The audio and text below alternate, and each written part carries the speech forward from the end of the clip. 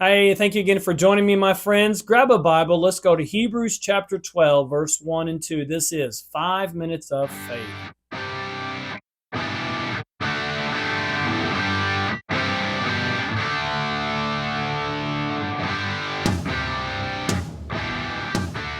All right, we're in Hebrews chapter 12, verse 1 and 2. I want to talk to you about a truth and a principle from the Word that has helped me tremendously through the years to walk steady with the Lord. Listen, there are so many things in this world that are going to try to pull us away.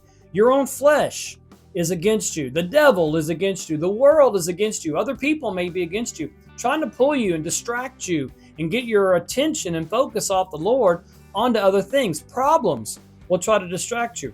But here's a key principle that I hope will encourage you and strengthen you as it has me, and that is keep your eyes and your focus on Jesus. Look what it says in Hebrews 12, verse 1 and 2. Therefore, we also, since we are surrounded by so great a cloud of witnesses, let us run with endurance the race that is set before us, laying aside every weight and the sin which so easily ensnares us, and let us run with endurance the race that is set before us. Notice those specific words that he uses. Let us lay aside every weight and the sin. If that's translated correctly, and most translations I've read all say the sin. He's not talking about multiple sins. He's not talking about just sin in general. It could be that he's talking about one sin that so easily ensnares us. And if that's the case, I wonder what that one sin is. And if I could abstain and avoid that one sin, if I could just not commit that one sin, that's the one that so easily ensnares us. What is that one sin, if that's the case? Well, I believe verse 2 has the answer. He says, looking unto Jesus, the author and finisher of our faith. If looking unto Jesus is the right thing to do, then guess what the wrong or sinful thing to do is?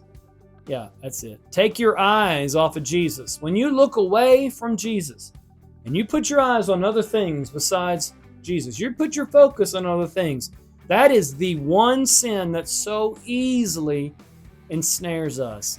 Imagine how simple that is. If I could just keep my eyes on the Lord. But you think about it, every time you and I sin, what happens is we take our focus off the Lord and we start looking and we're drawn into other things. We get our attention on other things. We think about other things. We speak other things. Amen. And then we're drawn in. And again, there's where temptation gives way and gives birth to sin.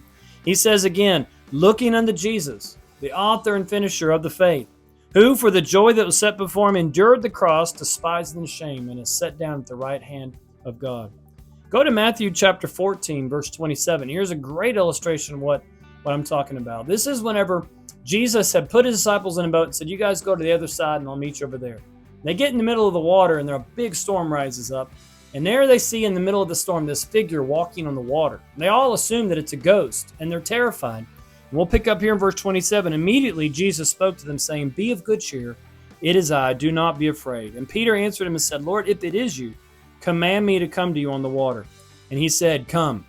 And when Peter had come down out of the boat, he walked on the water to go to Jesus. But when he saw that the wind was boisterous, he was afraid, and beginning to sink, he cried out, saying, Lord, save me. What did Peter see?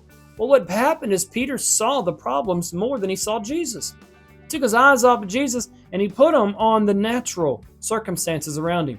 He started to think, what am I doing? I can't be walking on water. This is impossible. He took his focus off the Lord, and he put him on his problems. He began to sink. One thing that is good here is that Peter had enough wits about him that he cried out to the Lord. If we keep reading, he said, Lord, save me. Verse 31, and immediately Jesus stretched out his hand and caught him. Man, aren't you glad Jesus caught you? I am so thankful that he caught me. I'm so thankful that Jesus reaches out his hand still, and he catches us. He saves us. But if we never take our eyes off of Jesus, we'll never begin to sink. Keep your focus on him. I know you're going to be tempted. I know you're going to be there's going to be things that come along that are going to try to pull you away. Problems, distractions. It could even be the pleasures of life. It could be other people, and it could be the desire to please people instead of God. All of these things, imagine, they're all trying to do one thing. That is, get your attention off of Jesus and get them on the problems. Don't let it happen. Amen. Keep looking unto Jesus. We're going to be talking about this for the next couple of days. I hope this has encouraged you. Join me tomorrow for another 5 minutes of faith.